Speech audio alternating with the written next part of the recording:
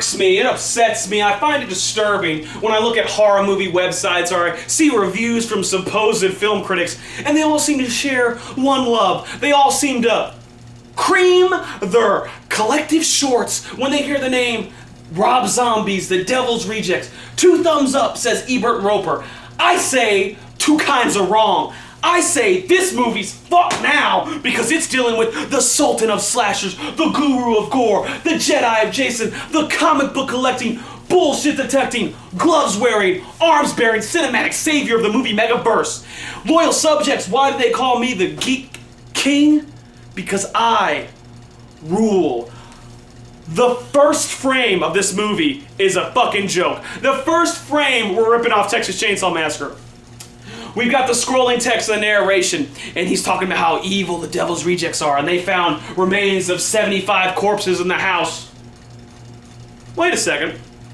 I'm no math whiz, but aren't we missing 925 corpses? Isn't it a House of 1,000 Corpses? Isn't this supposed to be a sequel to House of 1,000 Corpses? So anyways, we see inside the House of 75 Corpses, and the police are ambushing them.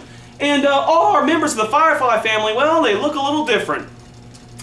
First off, Sherry Moon Zombie looked like she got a tan, but of course missed acting classes because she twats her way through this whole movie.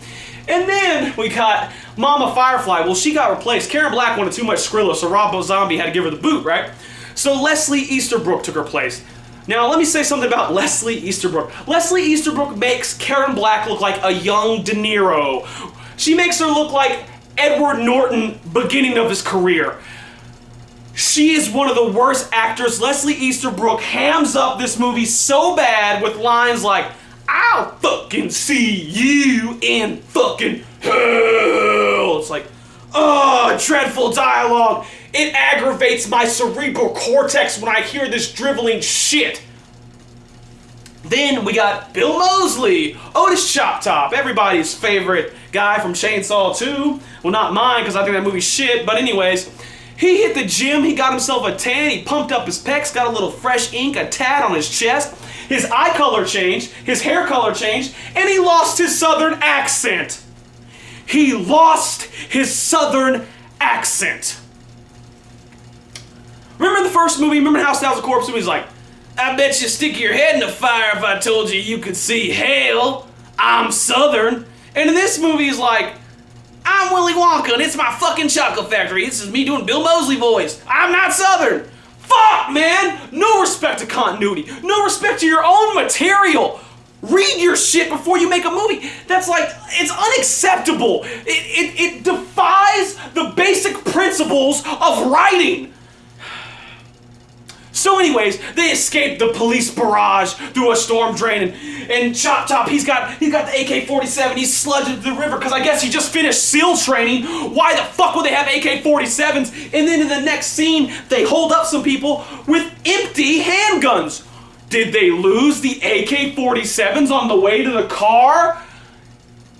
Also, after that, they're like, Otis is like, I gotta dig up, Otis Chop Top's like, I gotta dig up some more guns. If they just kept the fucking AK-47s, there's no continuity.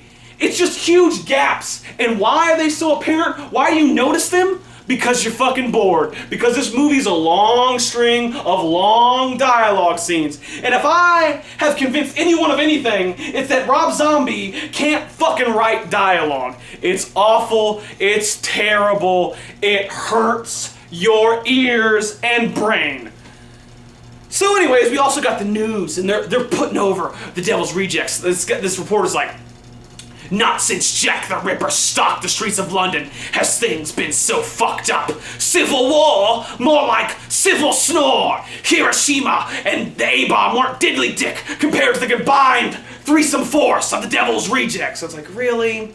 And the guy hunting him down in this movie is William Forsythe, and he did a pretty good job. In fact, when I met him, I told him that he was the best part of this movie, The Devil's Rejects. And then at that point, he tried to sell me a Devil's Rejects photo, and I said, no thanks, let's go back to talking about how you played Flat Top in Dick Tracy. But he plays Sheriff Wydell Hopper, and he acts just like Dennis Hopper did in Texas Chainsaw Massacre 2. Wow, am I seeing a theme? Is it just ripping off Chainsaw over and over again? Also, we have face wearing. And also we have nails in the hand, just like Vigo did in Texas Chainsaw Massacre 3, which happened to star Ken Faree, who just happens to be in this movie. Also, after they kill the people in the hotel room, they graffiti up the room with the blood. The NWO put all the shit, and they write Devil's Rejects on the wall. Except in the timeline of the movie, there was no possible way they could have saw the news report that said they were the Devil's Rejects. No continuity at all. Horrible. Fucking ridiculous, man. Study something. Learn how to write. Just kill yourself.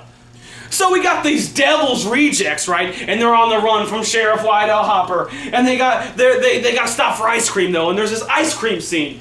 And Baby wants some ice cream. She's like, I want some fucking ice cream. Mosley, can't have no fucking ice cream. It just goes on and on and on and on. Tutti fucking fruity. I want to blow my fucking brains out. It's the worst scene ever made. It just drags. It drags. It drags. This movie is fucking awful. And you know what? At one point I'm gonna have to run out of English language words to describe how untalented and how uncharismatic and how unfucking good Rob Zombie is at filmmaking. But today ain't that day, because I got a lot more to go. Alright, so anyways, after that, we get a whole chicken fucking scene where Ken Faree acts just like Sam Jackson does in every single Quentin Tarantino movie, because like I said before, Rob Zombie wishes he was Tarantino, and I know in his little dreadlock mind, he thinks that Ken Faree is just a bigger Sam Jackson, which he ain't. And they also have the trunk shot from Reservoir Dogs, but it's an ice machine. And everyone goos their fucking panties when they see Sherry Moon Zombie's movie.